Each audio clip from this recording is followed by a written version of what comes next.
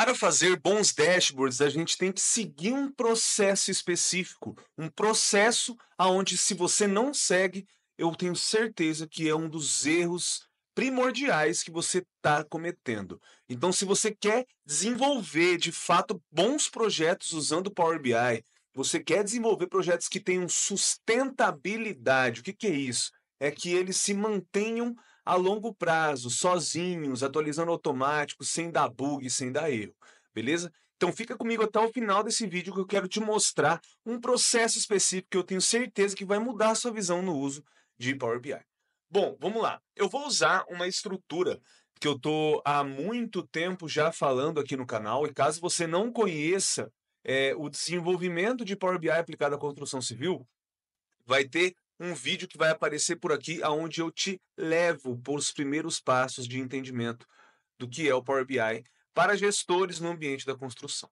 Bom, o que você está vendo aqui é um dos trechos do curso completo também, e isso você pode ter acesso aqui no QR Code abaixo da minha imagem. E a gente usa aqui o que está em amarelo como sendo um processo padrão.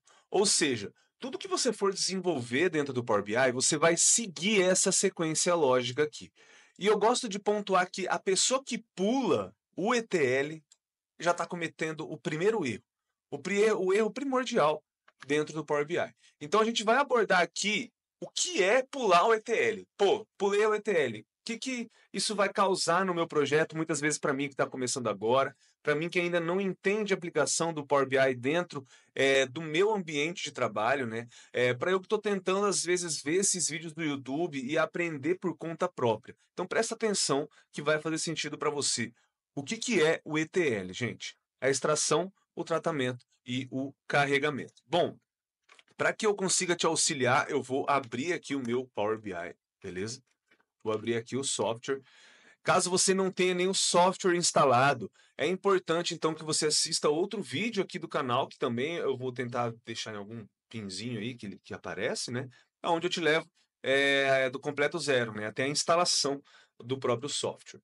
Bom, quando a gente entra no Power BI, a primeira coisa, gente, que ele pede é a obter a fonte de dados. E nesse conhecimento que eu quero te passar, que eu não quero que você pule, que é muito importante, é o E, certo? Que é de extração, beleza? Então, quando você está fazendo a primeira parte da conexão, você está fazendo a extração. Então, aqui, inclusive, não tem nem como a gente pular, né? É impossível a gente pular essa parte.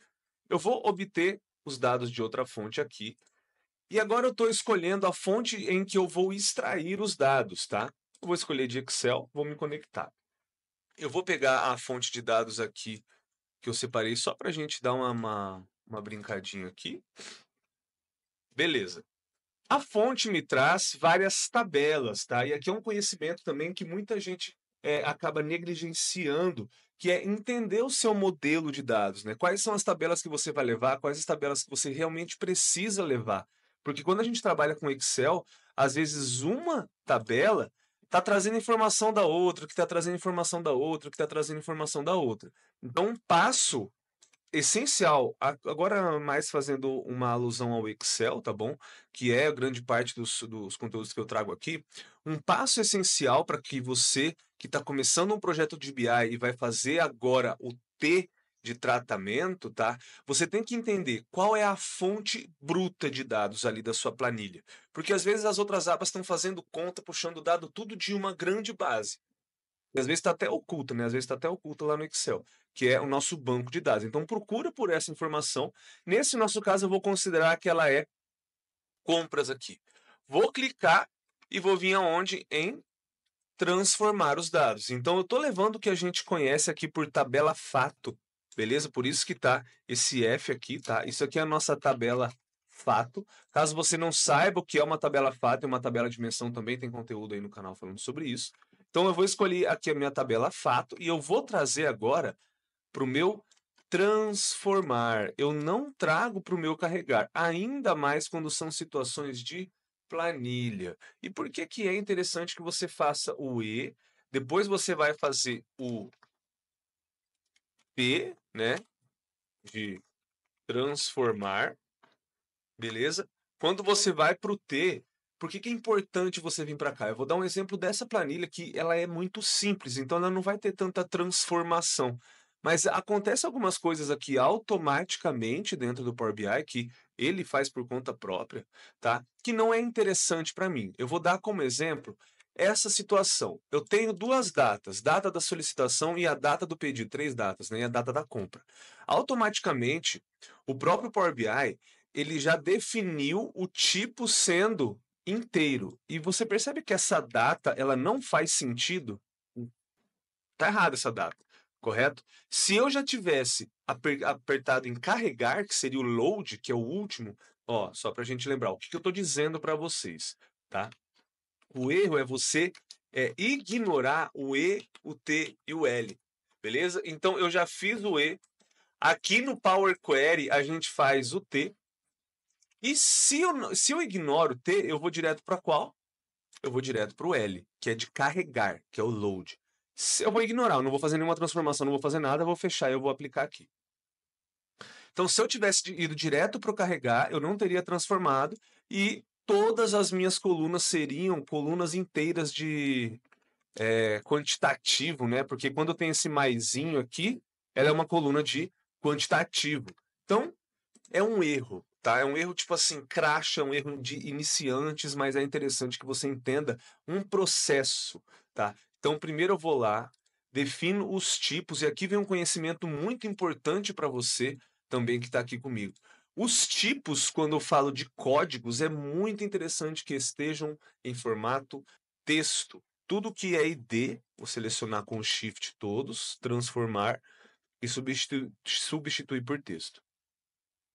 É interessante que eles estejam em texto. Por quê? Pensa que um código, ele pode ser 0001. Se você deixa ele em tipo número, o que que é 001 se não é, 1? Não é a mesma coisa?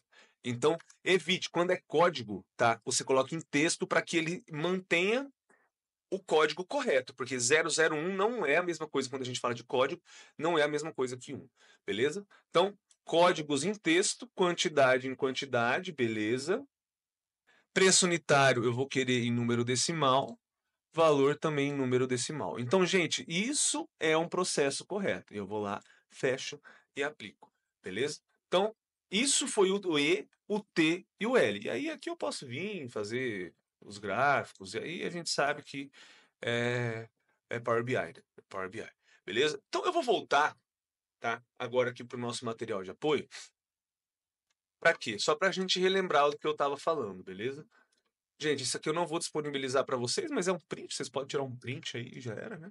Então, ó, depois que eu finalizo o ETL, eu vou para modelagem, que daí eu tenho que trazer as minhas tabelas de menção, eu tenho que, às vezes, criar as tabelas de menção, fazer os relacionamentos entre as tabelas, para depois eu ir para o cálculo DAX, para depois eu ir para o DataVis, para depois eu ir para a governança corporativa.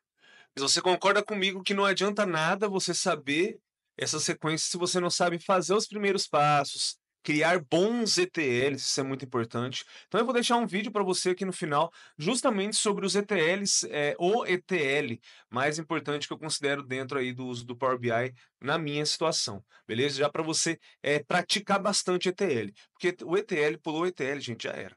Não esquece disso. Então, aproveita o vídeo aí. Tchau, tchau. A gente se vê numa próxima.